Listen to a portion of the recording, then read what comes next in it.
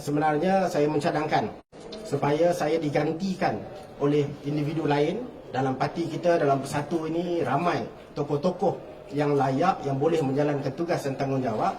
Tetapi saya rasa keputusan itu biarlah ditentukan oleh pimpinan atasan parti.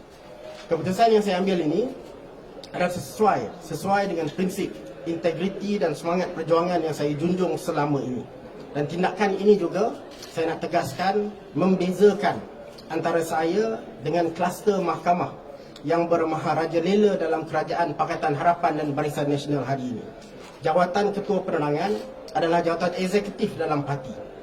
Maka saya melepaskan jawatan eksekutif ini kerana inilah juga pegangan yang saya yakini selama ini. Sehinggalah saya dapat membersihkan nama saya melalui proses perundangan. Jadi jangan sesekali ada mana-mana pihak yang cuba menyamakan saya dengan individu-individu lain dalam kluster mahkamah. Saya dengan suka hati, dengan suka rela, dengan tanpa berbelah bagi melepaskan jawatan saya yang berbentuk eksekutif ini, sedangkan mereka mencari dan menggunakan jawatan eksekutif untuk kepentingan diri sendiri. Saya juga tidak akan teragak-agak untuk mengambil tindakan selanjutnya, mungkin dari segi perundangan, sekiranya ada siapa-siapa lagi yang cuba untuk terus memburuk-burukkan nama saya selepas ini. Jadi dengan itu, saya ucap terima kasih kepada rakan-rakan media. Dan selepas ini apa yang saya akan lakukan ialah saya akan ada pertemuan dengan Yang Berhormat Tan Sri Presiden untuk membincangkan langkah selanjutnya, insya-Allah. So, terima kasih. Assalamualaikum warahmatullahi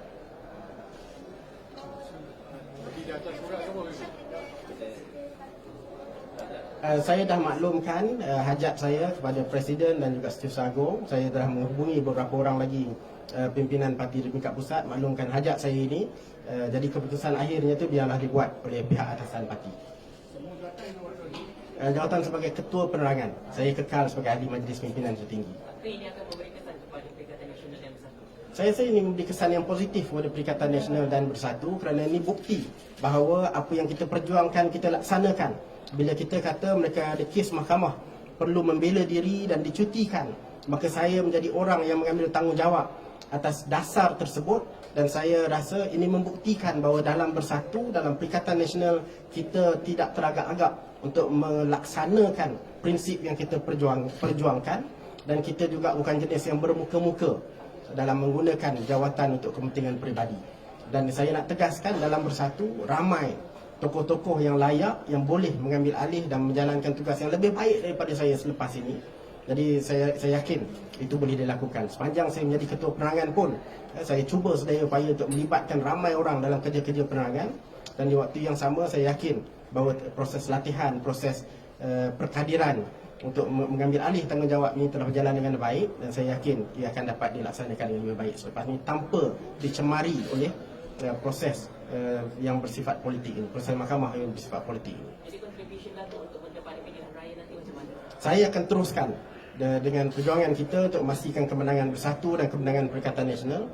Saya harap rakyat di luar sana akan lihat kes saya ini dan akan nampak dengan jelas betapa berlaku kesongsangan dalam pentadbiran yang ada sekarang.